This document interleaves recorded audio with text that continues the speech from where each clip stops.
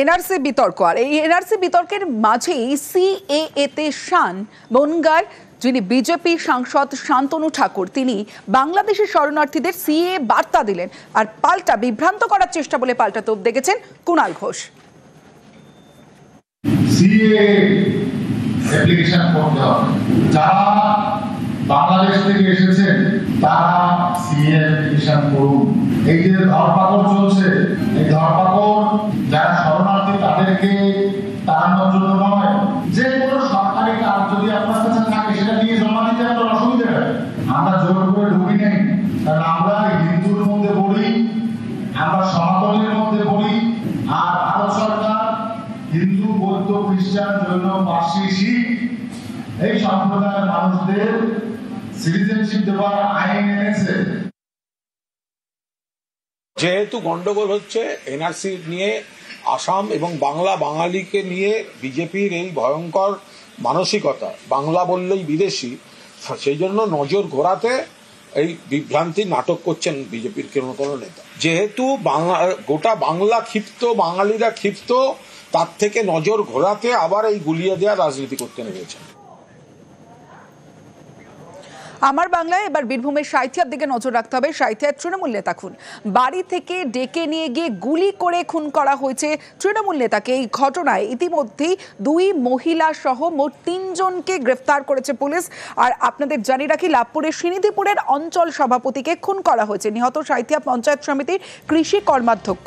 রাতে বাড়ি থেকে ডেকে নিয়ে গিয়ে গুলি করে খুন।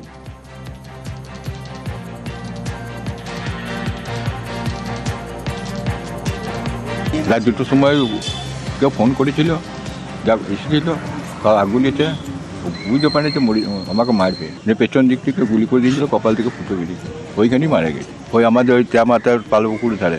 কারা মেরেছে তার বলতে পারবো না। পীযূষ ঘোষকে গুলি করে খুন করা হয়েছে। এই যে গুলি করে হত্যা করা হলো, তাকে খুন করা হলো, এই যে দুষ্কৃতকারীরা যে আর্মসটা ব্যবহার করেছে, এই আর্মসটা কিভাবে এলো, কোথা থেকে এলো, কারা নিয়ে এলো, পুলিশ এর সঠিক তদন্ত করবে এবং দোষীরা গ্রেপ্তার হবে। এবং এটা দুষ্কৃতকারীদের কাজ, তাদেরকে কারা লাগালো, কেন খুন হলো, এটা সম্পূর্ণ পুলিশের তদন্ত সাপেক্ষ বিষয়। উনি দক্ষ সংগঠক ছিলেন, প্রতিনিয়তই প্রত্যেকটি মানুষের সুখ দুঃখ আপদ বিপদে মানুষের পাশে থাকতেন। এসে পরিবারের সঙ্গে কথা বললাম, পরিবারের অভিযোগ আছে যারা এই ঘটনার সঙ্গে প্রত্যক্ষ বা পরোক্ষভাবে যুক্ত, প্রত্যেককে অ্যারেস্ট করতে হবে এবং তাদের সাজার জন্য দাবি করেছে। আমাদের যেটুকু ধারণা, কোনো সুপারি কুলার নিয়ে এসে এই ধরনের ঘটনা ঘটানো হয়েছে। যে বা যারাই হত্যা করেছে নিশ্চিত থাকতে পারেন তারা প্রত্যেককেই সাজা পাবে, আইনের বিধান অনুযায়ী সাজা পাবে এবং কঠোরভাবে তাদের সাজা দেওয়া হবে। বীরভূমের সাঁইথিয়ার কোনারপুর গ্রামে তৃণমূলের শ্রীনিধিপুরের অঞ্চল সভাপতি আর তথা সাঁইথিয়া পঞ্চায়েত সমিতির কৃষি কর্মাধ্যক্ষ পীযূষ ঘোষকে গুলি করে খুন করা হয়। এই গ্রামের মোড়েই কিন্তু তাকে খুন করা হয়েছে গুলি করে, কারণ তার মাথায় গুলির চিহ্ন পাওয়া গেছে। তবে এই ঘটনার তদন্ত নেমে পুলিশ 2 মহিলা এবং 1 পুরুষকে আটক করেছে জিজ্ঞাসাবাদের জন্য। তার মধ্যে 1 মহিলা, যার বাড়ি হচ্ছে এই বাড়িটি, এই মহিলা এই বাড়িতেই থাকতো এবং তার সঙ্গে তার একটি দোকান ছিল। তবে পুলিশ যেটা তদন্ত নেমে জানতে পারছে যে এই মহিলা এবং তার সঙ্গে আরেকজন মহিলা আছে যে বাসস্ট্যান্ডে থাকতো, 1 পুরুষ, এরা কিন্তু বিভিন্ন সময় বিভিন্ন জায়গায় ঘুরে বেড়াতেন। তার মধ্যে তারাপীঠও গেছে বেশ কয়েকবার, সেটা জানিয়েছে যে এই যে মহিলা আটক হয়েছে তার মা। তবে এই ঘটনার পর কিন্তু পুলিশ তদন্ত শুরু করেছে, সব দিক দিয়ে বিভিন্ন ফোনের কল লিস্ট দেখা হচ্ছে।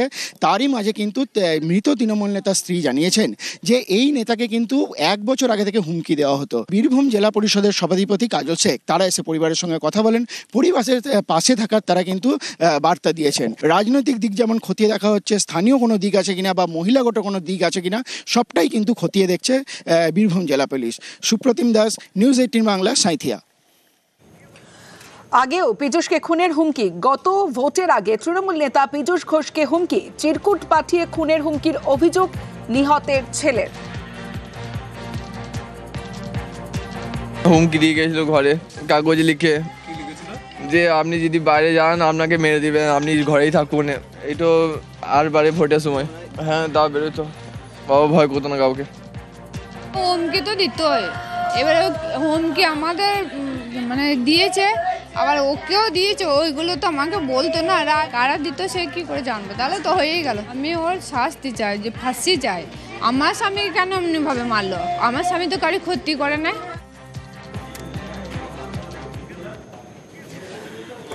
খুনের ছকে কি ভূতের গুজব?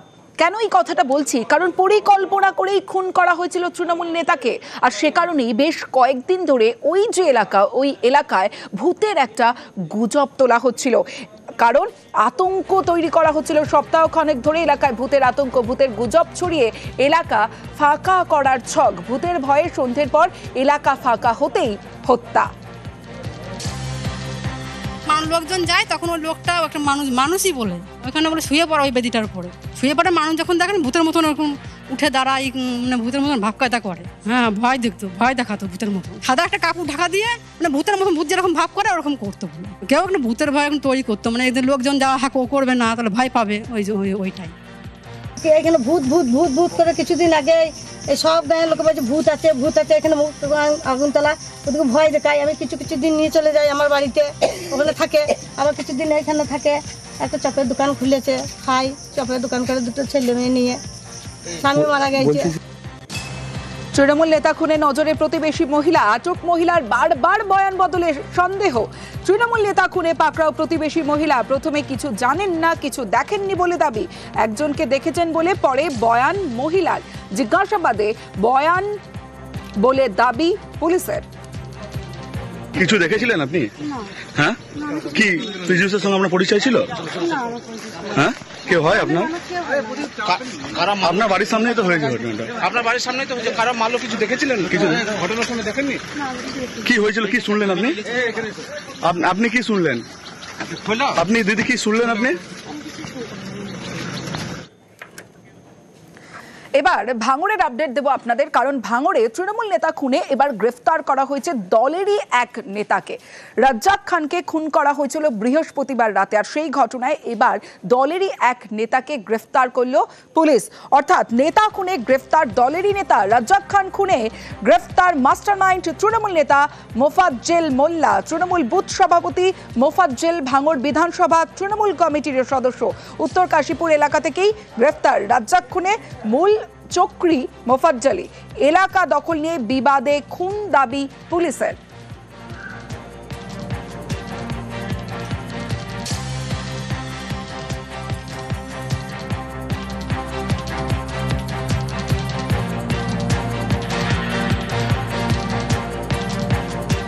গ্রেপ্তার হয়েছে বলে খুশি না। সে গ্রেপ্তার হয়ে 2 মাস পর বাড়ি আসবে, আমার স্বামী কি ফিরে আসবে? আমার স্বামীর তো আমি পাবো না। দোষী যদি সে হয়, আমার স্বামী মৃত্যুর জন্য দায়ী যদি সে হয়, তার আমি ফাঁসি চাই। যদি ফাঁসি হয় তাহলে আমি খুশি হব, আমার ছেলে মেয়ে খুশি হবে। ধৃতের সঙ্গে তৃণমূলের কোনো সম্পর্ক নেই দাবি করেছেন তৃণমূল বিধায়ক শওকত মোল্লা। আইএসএফের মদতপুষ্টেরা আমরা এফআইআর এ কোনো নাম দিইনি। আমরা প্রকৃত খুনিদের অ্যারেস্ট করার কথা বলেছিলাম। যেই হোক না কেন তার দৃষ্টান্তমূলক শাস্তি এবং তার ফাঁসি চাই আমরা। এবং এর উৎস কোথায় সেটাকেও খুঁজে বের করতে হবে। এর পিছনে কারা আছে? তৃণমূলের কোনো গোষ্ঠীদ্বন্দ্বের কোনো বিষয় এখানে নেই। আইএসএফ এর মদতপুষ্ট হয়ে আজকে যে বা যারা খুন করেছে তারা কখনো দলের লোক হতে পারে না। আর মোফাজ্জেল আমাদের দলের কোনো পদাধিকারী নয়। লক্ষ লক্ষ মানুষ তৃণমূল, কোটি কোটি মানুষ তৃণমূল কংগ্রেসে আছে। তৃণমূল কংগ্রেসের ঘাড়ে দোষ চাপিয়ে লাভ।